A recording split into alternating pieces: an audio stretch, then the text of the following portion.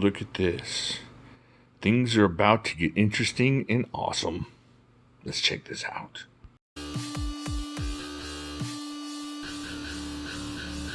Alright, so cold steel, extra large Voyager. Check this out, AUS10A. Take a look at the size of the blade, 5.5. Oh man, there's an extra surprise that you can't see on the cover. I'll show you right here. Oh, it's serrated. This is the destroyer. Check this thing out. Oh my gosh. All right, look at this. Holy freak. Look at this. I don't even know if I can get it all on camera here. Let's see, I'm going to have to put it way over here. Look at that thing. Look at the serrations on this bad boy. Check that out. Thing's awesome. All right, let's get into this, because what we're going to do, we're going to do a review, and then we're going to test this bad boy. We're going to see what kind of horrible things it can do without dying. 1, 2, 3, 4, 5. Let's see. I'm thinking it's like right 5.3, 5.4 inches. It says 5.5. Maybe he straightened it out a little bit. Maybe if I went from there to the back. It's right there. It's close. It's not going to matter. When you're cutting into elephant flesh, you're not going to miss that last, 16th of an inch or whatever. So check this out. It is AUS10A out of Taiwan. Got the classic Voyager logo on this side. And just look at those serrations. Just beastly serrations. Check that out. Not serrated on this side. Just serrated on the other side. What is that called? It's called, is it chisel grind, flat grind, something like that. Anyways, here's a little something that's kind of reminiscent of it. We've already seen this one, but we're going to pull it out anyways. Most of y'all know what I'm about to do. Those that don't, sit back and enjoy. Oh, look at this. Look at this. Now this will mean that I don't have to use this to destroy things. My Lynn Thompson Voyager Vaquero. Oh my gosh. If you guys have never ever held one of these things, if you've never held one of the extra large cold steels, the 5.5 inches, or holy freak, the Espada, you gotta try it. It's just awesome. It's not even like an acquired taste. It's like you have to figure out if you like it or not. It's just, you're gonna like it. Now, it might not be something you carry, and it might make you feel all strange inside because you like it so much. But that's not its fault. It's still, you're still gonna like it.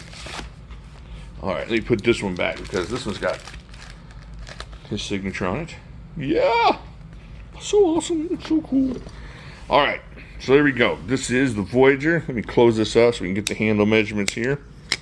Alright, let's put that there, and we got 1, 2, 3, 4, 5, 6, 7.8 inches of handle overall. So what are we looking at?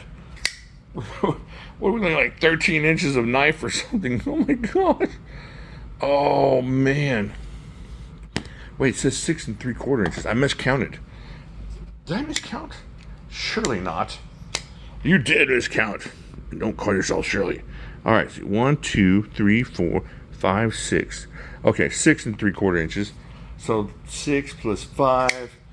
So right around 12 something. Right? 12.5 inches or so of knife. And look, you can handle it back here. We're going to handle it everywhere today. And it's got the triad lock. Remember we tested the other Voyager last week? Beating the smack out of it on the outside table. No failures on the lock. I mean, it didn't close at all, and I was just destroying it, trying to break it. Didn't work. I mean, the destruction didn't work. The knife worked like a champ. So we're going to take it through its paces. We're going to cut through some cardboard. We're going to saw on some wood. I just want to test the serrations. I want to test that AUS10A and see how tough it is. And then I got something cool. I got some real thick rubbery mats I'm going to try and saw into and see what this will hold up to. I'm not going to beat on the lock so much because we've kind of already done that with the other Voyager. So we're going to test the steel most of the day, test those serrations, and if we can get them dull, I'm going to see, I have the little sharpener for serrations. I'm going to see if we can resharpen them and how hard that's going to be. So if you all are ready, let's see. We got the clip here. Oh, I got to check clips. This clip is tighter than tight. So it's like most of these big cold steel clips. You're going to need to bend it out a little bit, and then it'll be fine. Of course, this Grivix is just going to tear up your church pants. But if you carry this to church, torn slacks is probably your last worry. You're probably going to a church in a bad neighborhood, and there's some dudes in those red berets and the t-shirts, you know, from that movie, that Eric Estrada movie. And they have all got knives, and now you've got one. All right, let's go test this thing. All right, our first test. I'm breaking out the punching bag box test again. Haven't done this in a couple years. So we're just going to see how rippy and shreddy this thing is. And this isn't really a utility type knife, so. But you know, you got a crazy San Francisco Giants fan, he's coming at you. You got this out. Let's just see what it does. See if it'll go through a couple layers of clothes.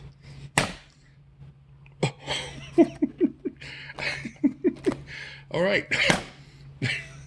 So, watch out there a little bit, lady. There you go. This is just shredding through 2 layers of t-shirt, cardboard,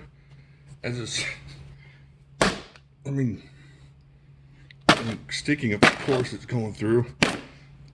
It's just, check that out. It's just wrecking stuff. This guy is awesome. This thing for just shredding stuff up. All right, there you go. The Voyager XL does not like the Giants. All right, so I got this rubber workout mat, super thick, made from melted down old tires, everything reprocessed. So I'm just gonna see how this Voyager XL shreds through this, and I haven't done this yet, so I don't even know if it's gonna shred through it, but let's see. Stuff's pretty tough. Look at that. That's pretty awesome. On my left arm. What? Why did God do this to me? Alright, so look at this. Look at that. This is just hard rubber is going through here. So we're just going to do this for a little bit. Let's see if we can get a few cuts going. Tell you what, those folks at Cold Steel doing all this testing, they're in good shape. Because this ain't no joke. Alright, let's check this out. I'm going to cut into the camera lady if I'm not careful. Alright. Do you know where your insurance thing is? No? What's looking at it next? Alright. Look at this. So, it's cutting right through this rubber stuff. It ain't easy, but it's going through it. So, I don't know how many cuts I've made, but it's more than I would cut here. Check that out. Alright, let's keep going. This thing, like I said, it's really thick rubber. Rubber. It smells like rubber. Alright, wish I was to use my left hand to be a lot better cuts here. Alright. There we go. Alright. Keep going here. Check that out. Alright. Just shredding this stuff up. Look at that. I don't know how many cuts we made. Somebody got to count these. If I don't have a heart attack here. Look at that. Look at that. Shredding through it. Alright. Now, let's see how that AUS10A holds up. I just want to do some sawing with it. Do some cutting. Try to test the steel. Man, this thing's warm. I just want to test the steel a little bit. See how it holds up. You know, you got the Lynn Thompson Voyager and XHP if you can get one, but I want to see this stuff. So, sit right here. I'm not going to do any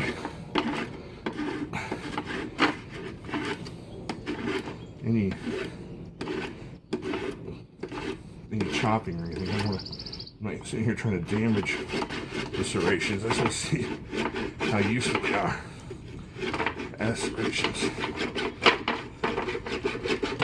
So, and how well that AUS10A steel holds up. So there we go, I'm getting through there. Alright. So I'm going to try this right-handed.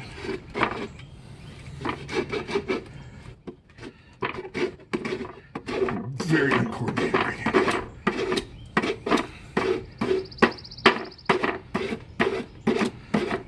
Now I don't want to chop again, just trying to use the serrations as serrations, not just tiny puncture wounds. There we go. You watching that? So, again, this isn't going to be a utility knife. I can take this in the woods, but let's see if those serrations are going to hold up. Go. So I got this old strap on my weight pulling sled. I'm going to see what oh, that wasn't a problem. So I'm going to cut through this a little bit. Let's just keep cutting. See what we can do here. See if I can do this properly. Watch out for the lady with the camera here. So,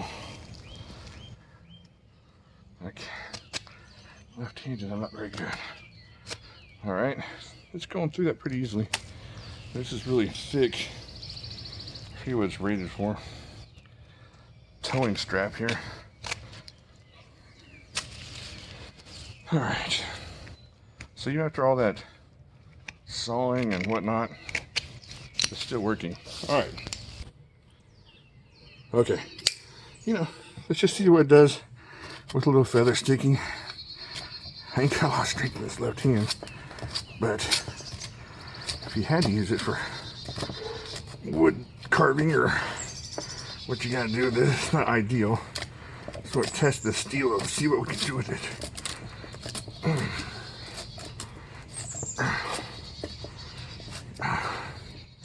All right.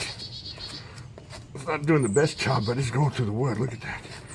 If there's somebody better at it, didn't have a ganked up forearm, it would be even greater. So, there you go. Somebody's gonna go home bleeding today. All right. Let's see what else we can find. All right. So, what we're gonna do is see how these held up with the rubber and the wood and the cardboard and whatnot. See if we can still shred up some Giants fans. Here we go. Oh, uh-oh. Let's see. We're getting through there. It's just that the box underneath is kind of messed up. There we go. All right, let's see here. It's a little bit of problem here. All right, let's go over here. It's still shredding through the cardboard. All right, so what we're gonna do, I'll just show you that even after all that, it's still gonna burn through boxes and flesh.